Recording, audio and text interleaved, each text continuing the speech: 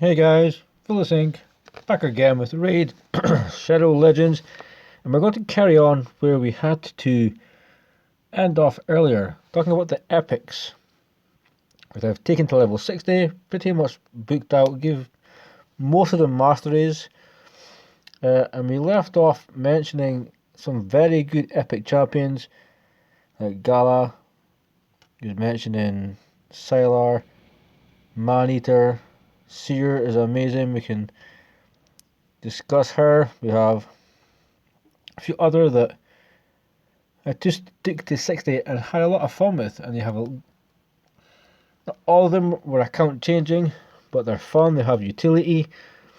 Well, they're definitely champions that if I pulled, they warrant to being took to 60, absolutely, 1,000,000%. Next champion is Miscreated Monster. Well, this dude helped me in Spider. This dude helped me get past level 20 dungeons alongside Nethril. You got paired him with, so we had CC, we had a shield, stunning the A1, we had ally protection. And in the build I have him in, he is high HP. He has crit rate. I'm not sure why. I think it's for a little bit of extra damage, but the majority of his build is HP. The crit rate might just come from the gear. I don't believe he has crit rate gloves on. But overall, fantastic champion. Stun on his A1, hits 2 times. Also, you can get a 60% chance of placing a decreased defense debuff for 1 turn if you place the stun, which is always good. AoE stun, and you get a shield equal to 3 turns. Sorry, for 3 turns equal to 25% of the damage. So in Spider, if you wanted to get the biggest shield you can, you would give him some damage. How I use him, I don't necessarily want to do that much damage because I have the HP burn strat going on. His A3 is ally protection and a continuous heal. He also heals himself by a shitload of HP, by 50%. He heals by 50% of his HP, which means when I do that move he heals by about 45,257 give or take HP. That's a hell of a lot. So another epic I want to quickly mention is this dude right here, Gorgorab, who I've recently rebuilt. You've seen the video, he's badass. I recently gave another champion that's rare a similar kind of approach where we utilise the best aspects, and that for a Gorgorab is to be quick, stay alive. That's really it. Needs to be quick, needs to stay alive, needs to get as much turns as he can while he's in Relentless. He has Cycle of Magic, he has Spirit Haste, he has anything that gets him turn meter. If he puts up buffs and they expire, he gets 10% turn meter boost. If allies get crit on, he gets extra turns. And he's in Relentless mainly because he will revive any dead allies. It should just say all dead allies. Don't know why it says any dead, because it just looks kind of wrong. 25% HP, then heals him by 25%. Effectively, you go back to 50% HP when he revives you, which is fantastic. And being in Relentless, most likely he's going to take another turn, give you a turn meter boost, and give you increased attack, which kind of priceless. Really nice A1, chance of removing one random buff. Yeah, you can use this in Doom Tower, use it in dungeons, but also you can take this into the Magic Keep to remove the pesky shield that the boss in that keep has. If you can't steal it, but he can remove it, and if he removes that shield, you're going to get past that a lot quicker. Let's just take a look at quickly Fane. Fane is a champion who I'm also thinking of rebuilding, potentially into Fury or Toxic, just because more damage for a clan boss, and that's basically where she's being used for right now. I did try her out in Faction Wars with our clan boss. She's been quite incredible. She does the decreased defense, she does weaken, you get, don't necessarily need it for an unkillable comp, but you get decreased attack, you get the poisons. If you give her the right masteries, you can get a decreased turn meter proc on the A1.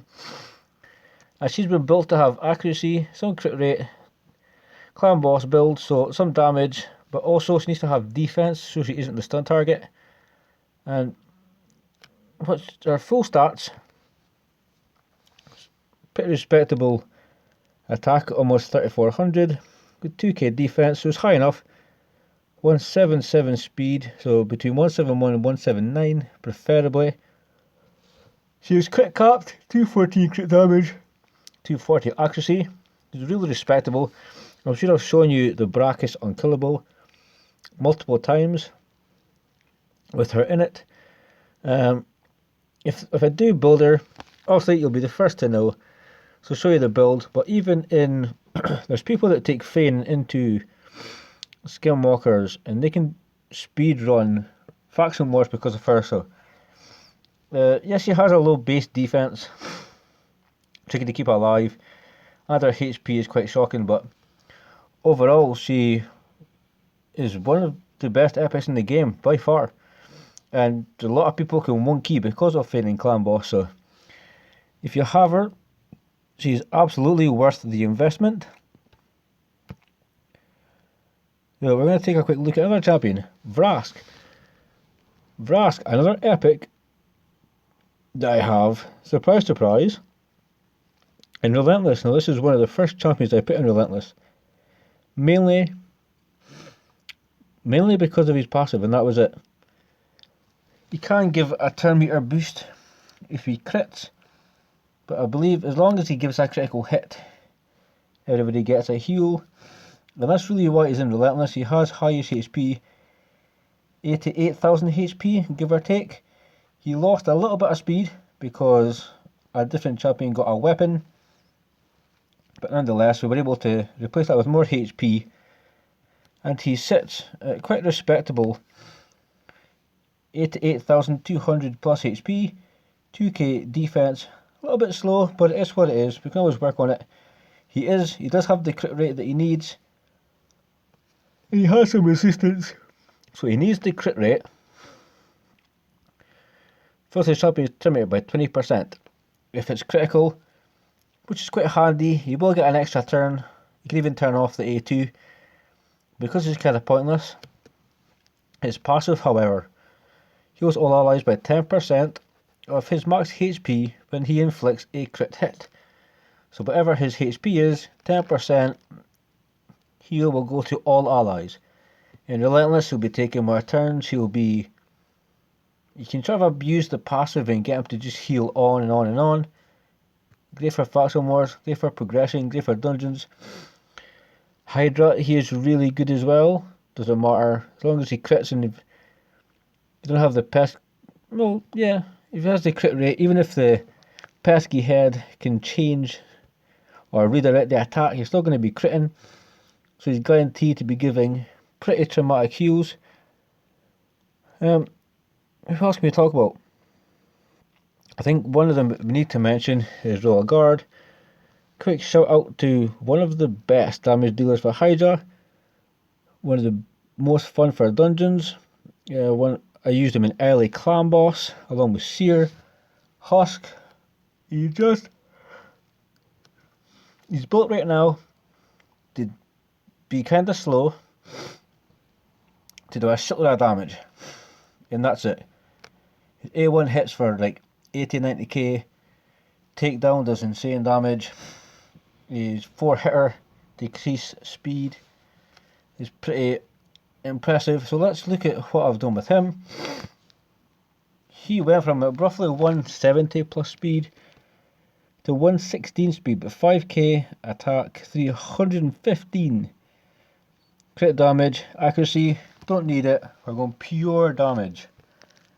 If you give him the increased attack, then you also, along with the increased attack, put in Visionary, increase crit damage, increase crit rate, he's going to be hitting pretty damn hard. So he is OP.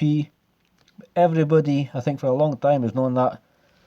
He's an OG player. He's been around a long time. Why a lot of people pretty much farm 20 so quick. They put in several row of guards. Just the same idea along with Cold Heart and Septimus. It's for the damage, hence why he's into crit damage sets. And I think instead of talking the entire day about epics that we can kind of do, I mean, Rockbreaker is fantastic. Stagnite, one of the best decreased defense champions that I probably mentioned already. Nice passive, 2 abilities, creating a relentless and a reflex set. Milgar takes a lot of books, but good for dwarfs, faction wars. We have the demon spawn version of Trunda, who isn't savage. A lot of damage. Again, we have Undead Horde Seeker, fantastic. Flesh Tearer, an underrated champion. Gives you heals, extends enemy debuffs, extends teams buffs, just fantastic. We have Seer, the Wave Melter, so a lot to talk about and a lot to cover. Right guys, that is part 2 of champions that I took to 60. We may do some more like with rares that I've took to 60 and the reasons why I did that, along with some legendaries. It's always handy depending if there's new champions going out. So that will conclude this part of the video, guys. Hope you enjoyed it. Stay safe, keep on reading, and as always, I'll see you next time.